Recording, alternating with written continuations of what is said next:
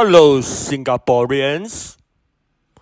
The PAP is the only political party capable of taking Singapore into a challenging future. What do you think? We know the PAP has held an overwhelming majority of seats in the parliament since 1966, when the opposition Barisan Socialists resigned from parliament after winning 13 seats following the 1963 general election. With PAP's supermajority in parliament, we all witness PAP have too much power, and it will be able to pass bills without sufficient scrutiny from the opposition. It has been like that since our independence. Basically, PAP can do anything they want. PAP can pass any law they like. Do you agree? Speaking at the PAP Conference 2024, PM Lawrence Wong said the upcoming general election in 2025 will be a high-stakes one, and Singapore risks ending up with a much weaker government if there is just a modest swing in popular votes against the ruling party. This means ideally PAP will love to win all the constituencies in the next GE. To PAP, this makes a strong government when they win all the constituencies in the next GE. But another true fact means no one can check this PAP government anymore. It is still an own-self check, own-self government. What do you think? I want to ask Singaporeans, do you think PAP will always do the right things and we will never need to change them? Just let PAP rule Singapore forever? What are your thoughts?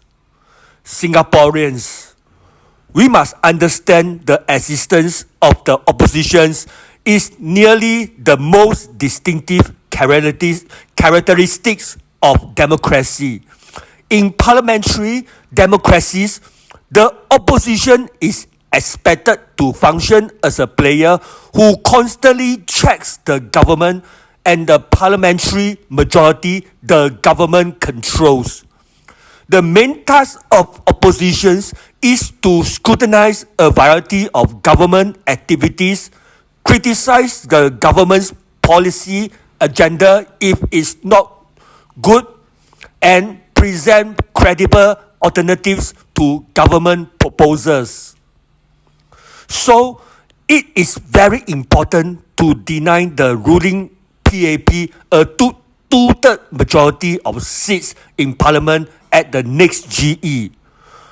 I believe most Singaporeans understand the importance to deny PAP a two-third majority in parliament and the reasons behind. During PAP Conference 2024, PM Wong still need to mention CDC vouchers and the budget 2025.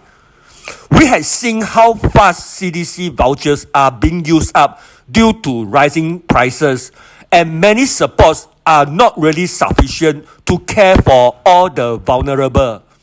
Especially, all these supports are short-lived joy. Do you agree?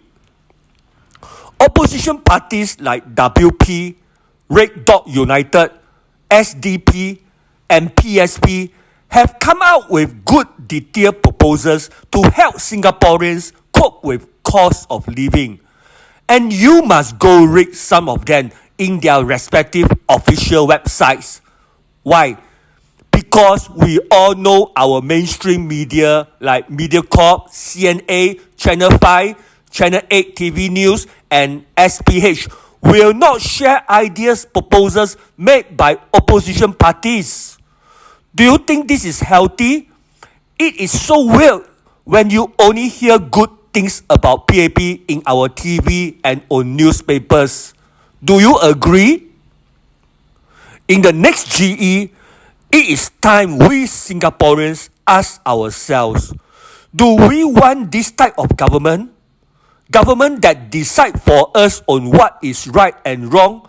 A government to determine where is the correct source to get correct info, and the rest that speak bad on PAP cannot be trusted? Do we still want PAP to be the government? Now is 2024. I believe Singaporeans are not kids anymore to believe everything that PAP say and do are all correct. And most times, did you realize PAP leaders are just repeating almost the same words, the same strategy to try winning people's hearts? If you study on all their speeches in GE rallies and PAP conferences from the past up to present today, PAP Conference 2024. Just go search online and study on them one by one. Lastly, I would love to hear your thoughts on all I had said. I am Puah from Red Dot United. Thank you.